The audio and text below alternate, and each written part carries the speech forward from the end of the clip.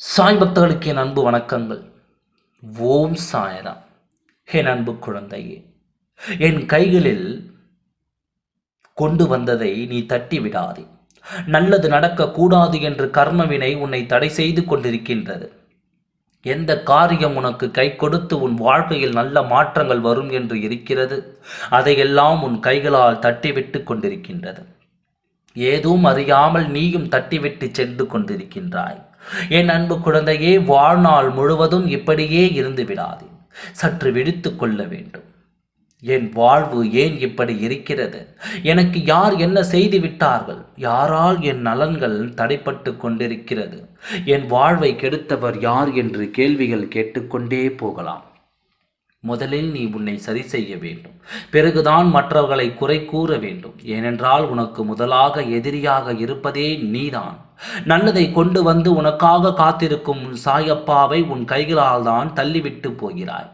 என் வாழ்க்கை உன் கண்கள் கண்டாலும் நான் சொல்லும் வார்த்தைகள் உனக்கானதாக இருந்தாலும் நேரமில்லை என்று தள்ளிவிட்டு போகின்றாயே. என் அன்பு குழந்தையே, எனக்காக சில நிமிடங்களை செலவழிக்கும் முன்னே நான் உனக்கு தோல்விகள் கொடுத்து வேடிக்கையா பார்ப்பேன். அந்த சில நிமிடங்களுக்கு பதிலாக உன் வாழ்க்கையில் வெற்றிகளை அள்ளித்தர மாட்டேனா? நடக்கக்கூடாத காரியங்களை எல்லாம் அனுபவித்துக் கொண்டிருக்கின்றாய். அதையெல்லாம் தடை செய்து விட மாட்டேன். நீதான் என்னை தடை செய்து கொண்டிருக்கின்றாய்.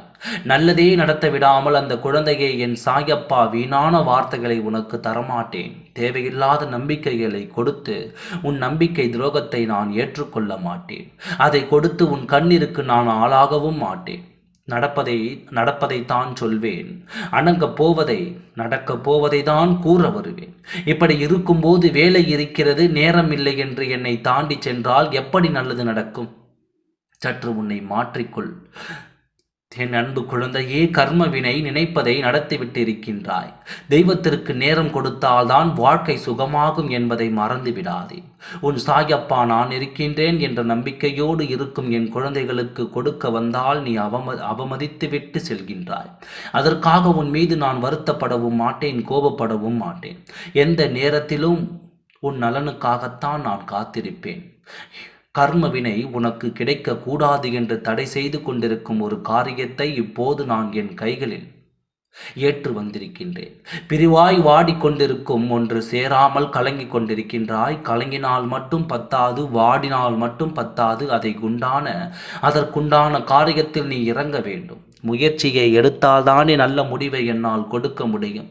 முயற்சியே ஆரம்பிக்காத போது முடிவை எப்படி கிடைக்கும்? புரிந்து கொள்ளும் புத்திசாலி குழந்தை நீ என்பது எனக்கு தெரியும்.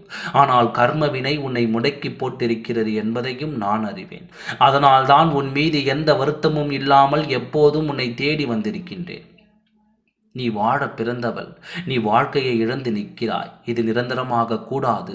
நீ இழந்த வாழ்க்கையை இதோ நான் இப்பொழுது கொண்டு வந்து விட்டேன். என்னை நம்பி கேட்டுக்கொண்டிருக்கும் என் குழந்தையே, இழந்ததை விட பல மடங்கு சந்தோஷத்தை பெறப்போகிறாய். நாட்களும் நேரங்களும் உனக்காக மாறிவிட்டது. நல்ல காலம் அனைத்தும் உனக்கு சொந்தமாகிவிட்டது. மாற்றங்கள் நிறையவே வரப்போகின்றது. அதில் மகிழ்ச்சியும் நிறைவே காத்திருக்கின்றது. வாழத் தொடங்கப் போகிறாய். தயாராக இரு. ஓம் சாய்ராம். நன்றி. வணக்கம்.